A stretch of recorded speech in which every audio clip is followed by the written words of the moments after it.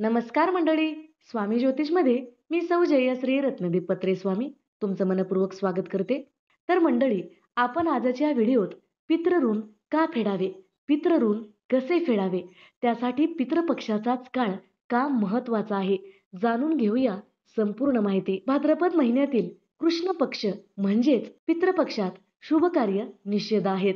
या काळात आपले पितृ आपल्या कुटुंबातील व्यक्तीस आशीर्वाद द्यायला येत असतात.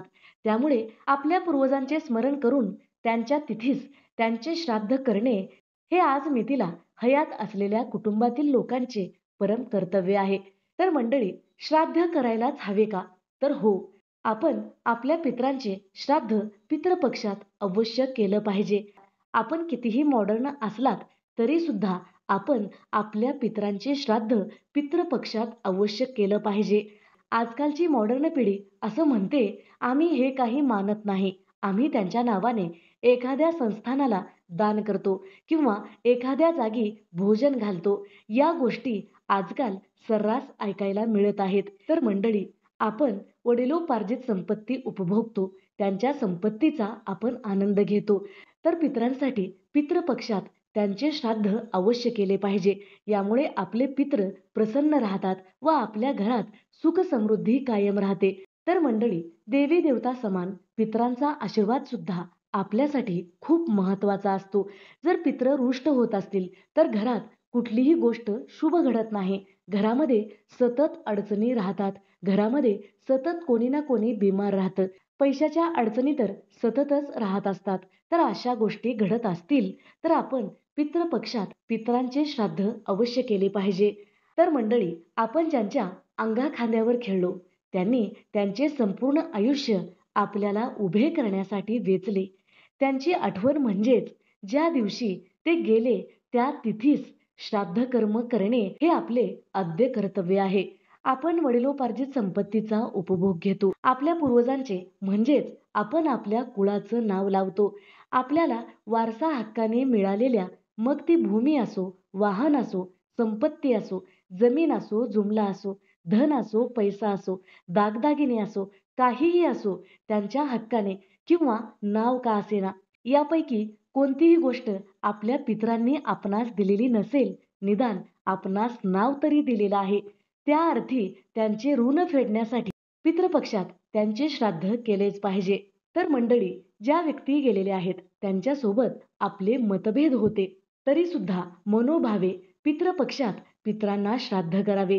आता ती व्यक्ती पुढील प्रवासास गेलेली आहे, त्याचे सोनं करणे हे आपल्या हातात आहे. तर मंडळी, अनेक जण प्रश्न करतात, काही लोक काहीच करत नाहीत, श्राद्ध सोडा, अगदी रोजची पूजा देवधर्म सुद्धा करत नाहीत, तरी त्यांचे छान चालू आहे.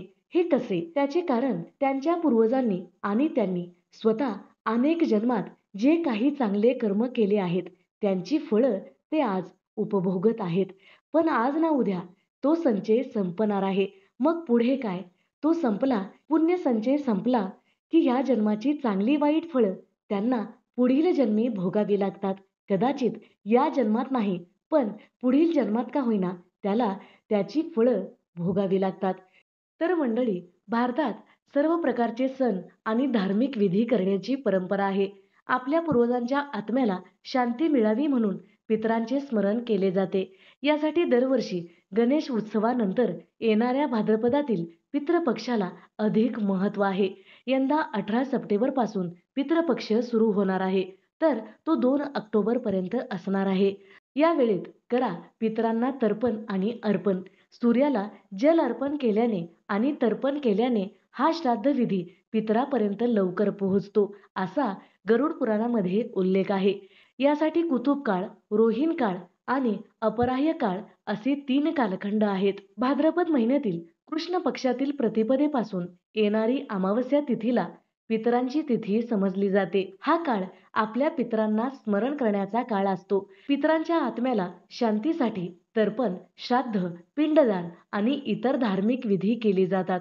मान्यतेनुसार या काळात पूर्वज आपल्या कुटुंबातील सदस्यांना आशीर्वाद देण्यासाठी पृथ्वीवर येतात.